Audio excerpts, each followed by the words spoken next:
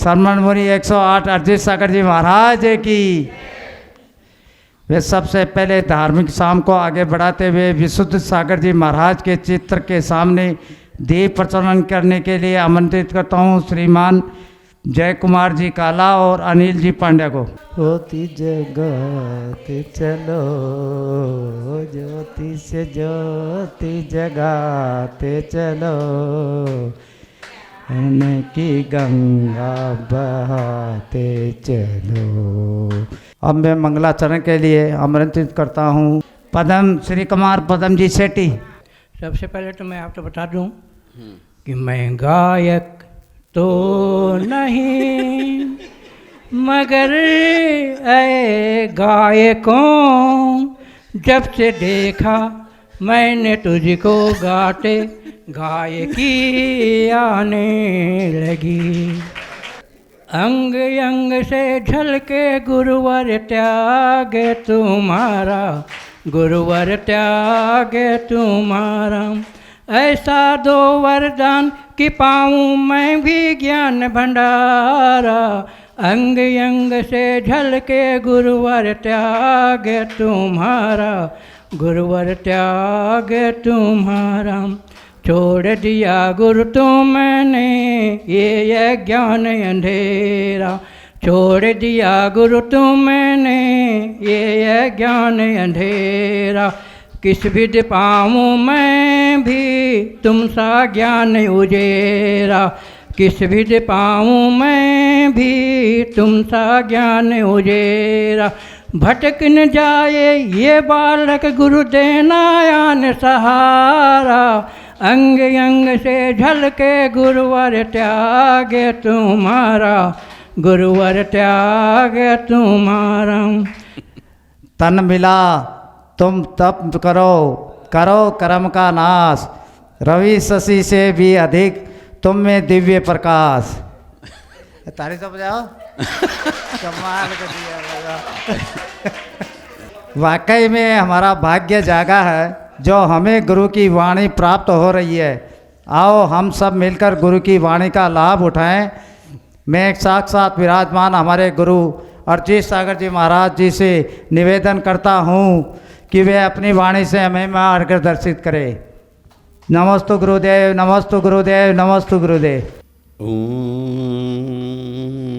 नमः सिद्धेभ्यः।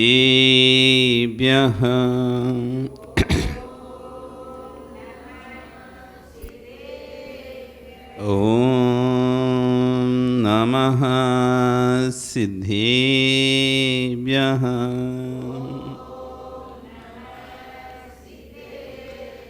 ओम नमः सिद्धेभ्यः। तिर्यणि खग्गिणाये रुतारी मोहि शेर सिरेणि विहू। आईरी राव पस्यो परवादिन्यो भव्य झीलोए। नमो अरिहंताणं, नमो सिद्धाणं, नमो आयरियाणं, नमो वज्रायाणं, नमो लोये सव्यसाहुणं। बोले अनंत अनंत परमेष्ठी भगवानी की, आदिरम आदिनाथ भगवानी की, वर्तमान शासन महावीर भगवानी की, आचार्य श्री कुलभद्र स्वामी महाराज जी की, आचार्य गुरु विशुद्ध सागर जी महाराज जी की, अहिंसा में विश्व धर्म की।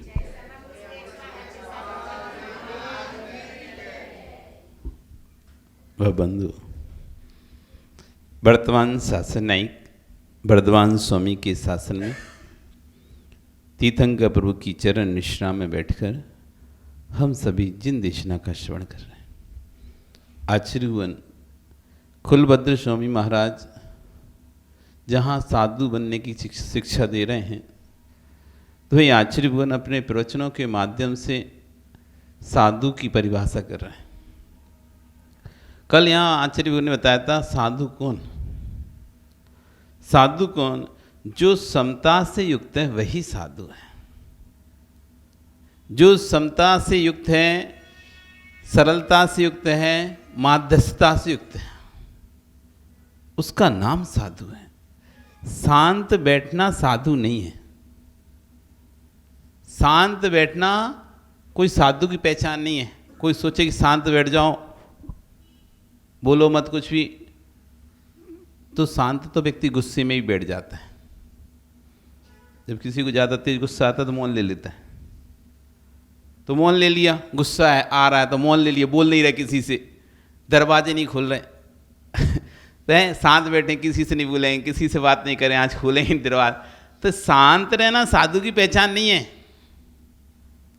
समता साधु की पहचान है।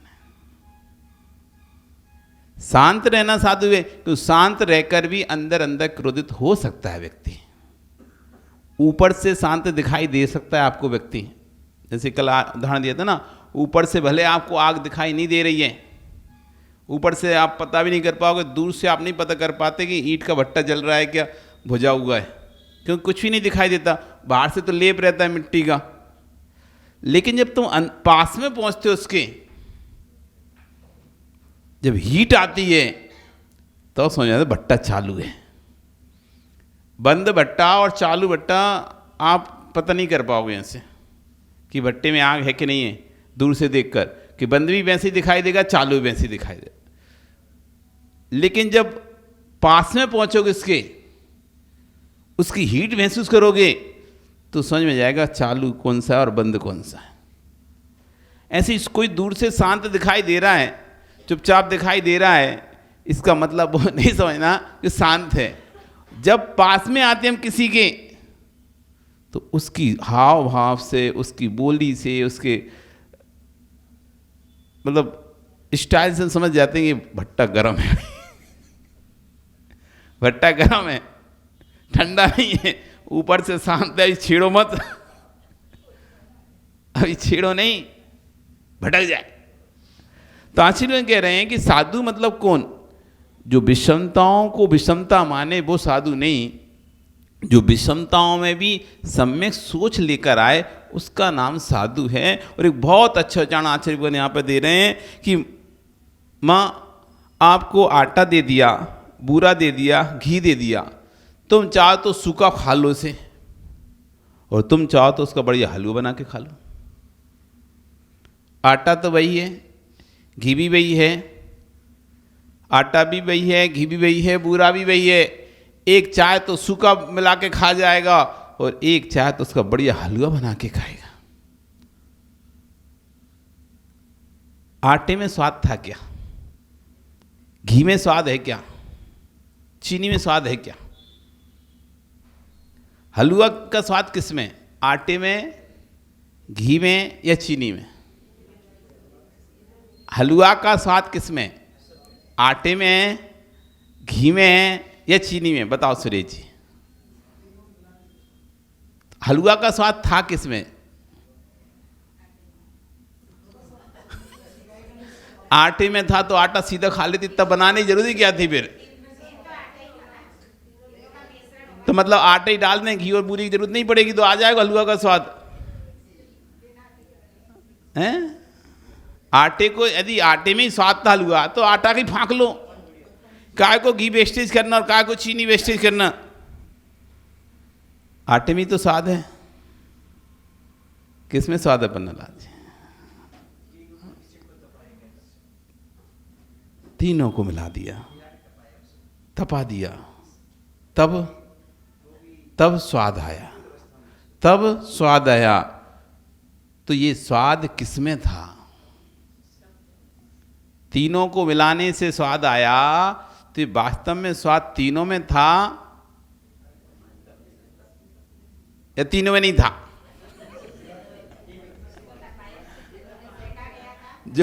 जो हलवा का स्वाद तुम्हें खाया कि पहले ये तो बताओ, पहले हलवा खाया कि नहीं खाया तुम लोगों ने? हलवा खाया कि नहीं खाया पहले तो बताओ। खाया ना? स्वाद पता है ना हलवा का? अब बताओ, तीन जो हलवा का जो स्वाद था महेंद्र जी, किस में था? आटे में, बूरे में या घी में?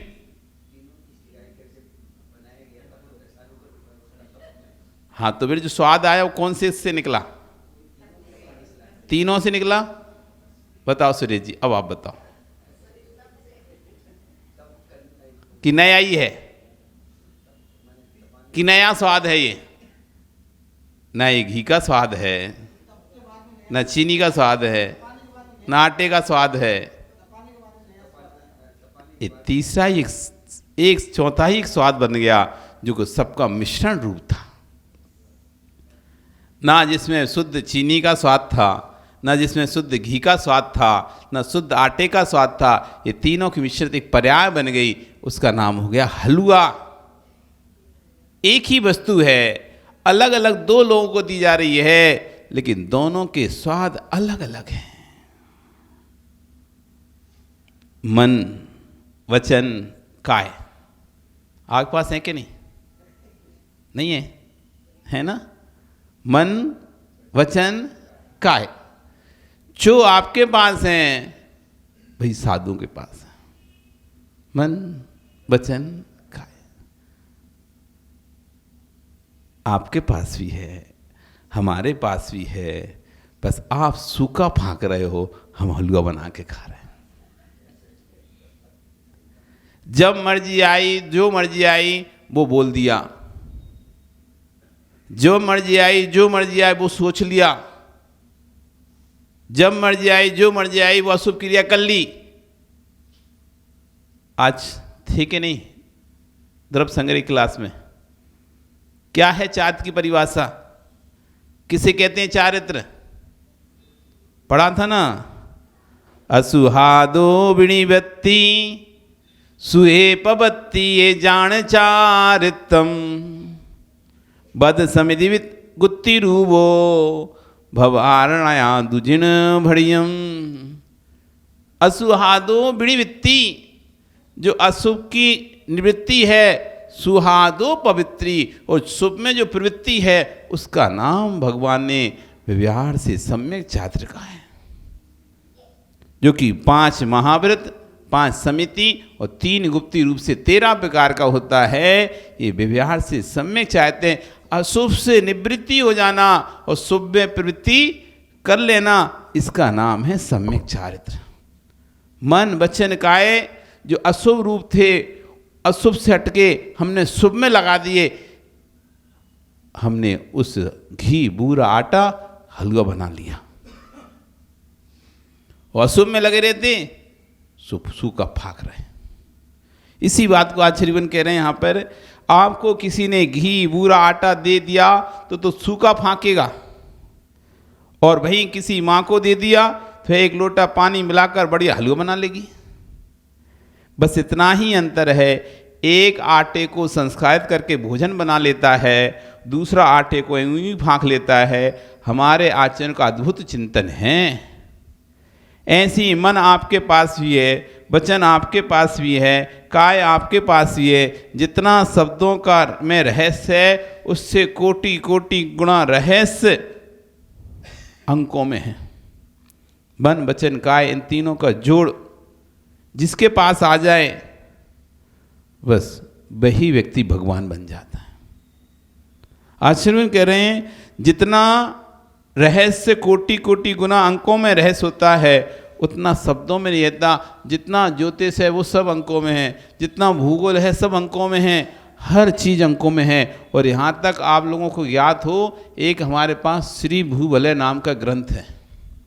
कौन सा? श्री भूवलय, कान पवित्र कर लो। जैन दर्शन का एक ऐसा ग्रंथ है जिसमें जो पूरा अंकों में ग्रंथ है, शब्द का उपयोग नहीं किया गया वहाँ पे। किसमें ग्रंथ है? 1 से लेके 9 तक के और 0, ये 10 अंकों में, 1 से ले तक 9 अंक और 10वां अंक 0। इन 10 अंकों से पूरा ग्रंथ लिखा गया है, श्री भूवलय। ये वो ग्रंथ है जिसको भारत सरकार ने अनुदान घोषित किया है। आज इस ग्रंथ के 100 जगह जगह 100 संस्थान चल रहे हैं जिसमें भारत सरकार अपना पैसा देती है। इस ग्रंथ से तुमको जो ग्रंथ निकालना है, जिस धर्म का ग्रंथ निकालना उस धर्म का निकाल सकते हो। वेदों की ऋचाएँ निकालनी है तो इस ग्रंथ से वेदों की ऋचाएँ निकल जाएंगी। कुरानों की आयतें निकालनी है तो कुरानों की आयतें निकल आएंगी इसमें से। बाइबल का निकालना है, बाइबल निकल जाएगा। जैन दर्शन निकालना है, जैन दर्शन निकल जाएगा। जितने भी प्रकार के ग्रंथ होते हैं सारे वो अंकों से सब कुछ निकल जाएगा। ऐसा महान ग्रंथ, आज भी उस ग्रंथ को समझने वाले मिल ही नहीं पा रहे। कितना प्रयास किया जा रहा है, कितना प्रयास किया जा रहा है। इतना गुण ग्रंथ श्री भूबले, क्या मस्तिष्क रहा होगा हमारे आचार्यों का। आज के वैज्ञानिक भी उस गुंथी को नहीं सुलझा पा रहे उस ग्रंथ की, जबकि भारत सरकार के अंडर में वो ग्रंथ, भारत सरकार उस ग्रंथ की खोज के लिए, उस ग्रंथ को पढ़ने के लिए लाखों रुपया खर्चा करती है। उनके शोध संस्थान बने हुए जगह जगह, एक इंदौर में बना हुआ, हम लोग गए थे देखने। उस ग्रंथ को लेकर बड़ा सा ग्रंथ है, सब अंकों में लिखा है। जैसे सारणी बनती, पजल टाइप की बनती ना, puzzle box box box box बने और उसमें बस अंक लिखें, बस आपको जोड़ना है और काम हो जाएगा। एक संख्या निकलेगी, उस संख्या के एक अर्थ निकलेगा और आपका पूरा एक श्लोक बन जाएगा। ऐसे ऐसे ग्रंथ हमारे पास हैं और हम ऐसे एक दूसरे की राग देसी कथाओं में लगे रहते हैं, कभी जानना तक भी नहीं चाहते कि हमारे पास कैसी कैसी अनमोल निधियाँ हैं। इसलिए आचार्य भी कह रहे हैं मन वचन काय तुम्हारे पास भी है, और मन वचन काय हमारे आचार्यों के पास भी था। उन आचार्यों ने अपने मन वचन काय को लगाकर ऐसे ऐसे ग्रंथों का सृजन कर दिया, और हम अपने मन वचन काय को लगाकर दूसरे की निंदा पुराण लिखते जा रहे हैं, दूसरे की बुराइयां लिखते हैं, दूसरे की निंदाएं लिखते हैं, दूसरे के लिए अनेक प्रकार से बातें लिखते हैं। और एक व्यक्ति है जो उन शब्दों का उपयोग करके, उस मन का उपयोग करके, उस काय का उपयोग करके जिनवाणी लिख रहा है। श्री भूबले ग्रंथ अंकों में है, जिसको भारत सरकार रखी हुई है। ये बीतराग दिगंबराचार्य का ग्रंथ है। इस ग्रंथ की विशेषता ये है कि आप चाहो तो कुरान की आयतें निकाल लो, आप चाहो तो ग्रंथ के से वेदों की ऋचाएँ निकाल लो, आप चाहो तो गीता के श्लोक निकाल लो, और आप चाहो तो जिनवाणी की गाथाएँ निकाल लो। आपको पढ़ने की शैली आना चाहिए। जहाँ आपके पास मन वचन काय तीनों हैं, इन जो तीनों को जोड़ लेते हैं, एकाग्र करना जानते हैं, वे एकाग्र कर लेते हैं, वे साधु हो जाते हैं। और जो एकाग्र नहीं कर पाते वो भिखारी हो जाते हैं, भिखारी हो जाते हैं। भिखारी और भिखारी वही हैं जिन्होंने अपने मन वचन काय को एक नहीं कर पाया। आप भिखारी तो नहीं हो, पर भिखारी हो। भिखारी तो नहीं हो, भीख तो नहीं मांगना पड़ता, भगवान की दया से सब कुछ आपके पास है। भिखारी तो नहीं हो, और यहाँ तक कि आपके पास वो चीज़ है जो स्वयं देवों के पास भी नहीं है। वो सामर्थ्य आपके पास है, इसलिए भिखारी तो नहीं हो। भिखारी से कहते हैं बस कुछ नहीं होता, उससे भिखारी कहते हैं ना। तो आपके पास तो वो सामर्थ्य है जो स्वयं स्वधर्म इंद्र के पास भी नहीं है। आपके पास तो वो सामर्थ्य है जो स्वयं सर्वार्थ सिद्धि के 33 साल की आयु वाले देव के पास नहीं है। वो सामर्थ्य जय कुमार तुम्हारे पास। ओ पदम जी, सेठी जी, गाना आता नहीं है, वो गा के बता रहे हैं।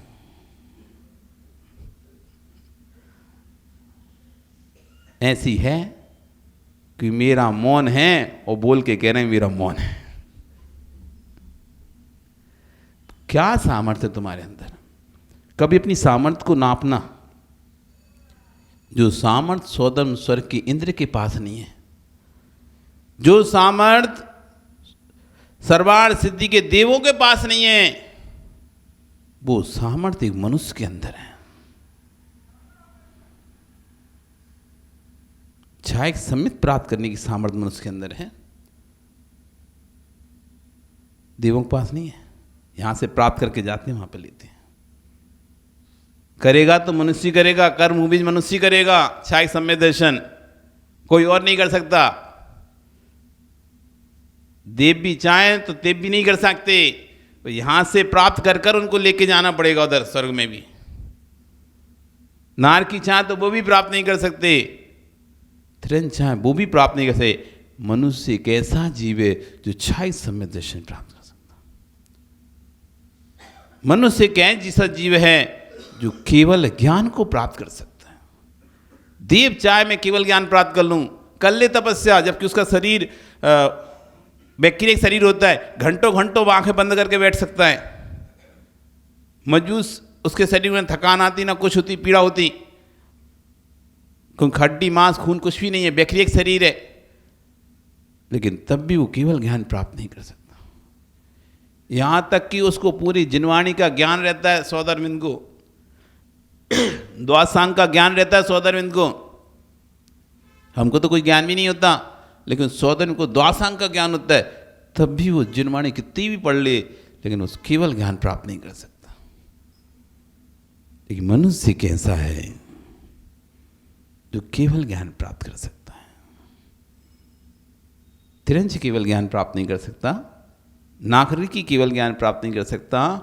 आप सोचो आपके पास वो सामर्थ्य रहती है इस मनुष्य पर्याय में, वो सामर्थ्य है जो तीनों गतियों में किसी के पास नहीं है। जबकि लोग देवों को कहते देव कितने सुखी है, सब कुछ है, देव कुछ भी करने में सामर्थ्यवान है, कुछ भी कर सकता है देव। एक छोटे से छोटे देव की सामर्थ्य पता है कितनी होती है? एक हीन से हीन अदना सा देव भी होगा ना, उसके अंदर सामर्थ्य होती है पूरे जम्बूद्वीप को पलट दे, इतनी सामर्थ्य होती है एक देव में। एक छोटा सा छोटा देव भी होगा ना, तो फिर बड़े देव की तो विभूति की तो कहने ही क्या है। छोटे से छोटे देव की सामर्थ्य है कि पूरे जम्बूद्वीप को पलट सकता है वो अपनी सामर्थ्य से, लेकिन केवल ज्ञान प्राप्त नहीं कर सकता। ये सामर्थ्य सिर्फ मनुष्यों के अंदर है, ये सामर्थ्य सिर्फ आम मनुष्यों के अंदर है, हम सबके अंदर है। क्या ही करें, अपनी सामर्थ्य से अनभिज्ञ हैं। जब एकाग्र कर चुके, जो एकाग्र कर चुके हैं वे योगी हो जाते हैं। जो बिल्लन करके रखा है, जहाँ मन जाना है चाहे वहाँ मन लगा देता है, जहाँ वचन बोलना चाहे वहाँ बोल देते हो, जैसी सारी चेष्टा करना चाहे सो कर लेते। यही भोगियों का काम है। भोगी और योगी बस जो योग में लीन हो जाते हैं, मन वचन काय ये तीनों को एक कर लेते हैं, ये योगी होते हैं। और जो मन वचन काय को एक नहीं कर पाते वो भोगी होते हैं। कोई पूछ ले भैया योगी और भोगी की परिभाषा इतनी है। जो मन वचन काय को एक कर ले सो योगी, और जो मन वचन काय को एक ना कर पाए सो भोगी। कोई वस्तु नहीं है, शांत हो जाओ। साधना नाम की कोई वस्तु नहीं है। ऐसा मत समझो साधना नाम की कोई वस्तु हो तो अपन जा खरीद लाएं बाजार से, कोई पुस्तक हो उसको पढ़ लें तो साधना हो जाएगी हमारी। शास्त्री कह रहे हैं साधना नाम की कोई वस्तु नहीं है। मैं साधना करूं, मैं साधना करूं, मैं साधना करूं, इसका भाव भी खत्म हो जा, बस यही साधना है। मैं साधना करूं, मैं साधना करूं, मैं साधना करूं। एक व्यक्ति आचार्य का एक व्यक्ति कह रहा है मुझे ध्यान करना है, ध्यान करना है, इसलिए ध्यान केंद्र बनाता हूं। क्या करना है? ध्यान करना है। अब ध्यान करने के लिए क्या चाहिए होगा? ध्यान केंद्र चाहिए होगा ना, तभी तो ध्यान करेंगे। तो मुझे ध्यान करना है, ध्यान करना है, इसलिए उसने एक ध्यान केंद्र, जब तक ध्यान केंद्र नहीं होगा तो ध्यान कैसे होगा? जब तक ध्यान केंद्र नहीं होगा तब तक ध्यान कैसे होगा? इसलिए ध्यान केंद्र बनाने के लिए उसने प्रारंभ कर दिया और 10 वर्ष लगा दिए ध्यान केंद्र बनाने में। 10 वर्ष बाद जब ध्यान केंद्र बनकर तैयार हुआ तब तक उसकी डोली उठ गई, हो गया ध्यान। मुझे साधना करनी है, मुझे साधना करनी है, मुझे साधना करूं, यही विराधना है। ठीक है, आपका समय हो गया। समय है क्या? ओ पदम जी क्या बात है, आज उदास से दिख रहे हो। ओहो हो, सोचते ही रह जाओगे और समय रेत की भांति हाथ से निकल जाएगा। देखते देखते निकल जाएगा, सब कुछ हाथ से निकल जाएगा। जो जो संचय किया है वो भी चला जाएगा आपका। कल फिर आओगे, पर आ रही है तो और चर्चा करेंगे। बोली भगवान महावीर स्वामी की।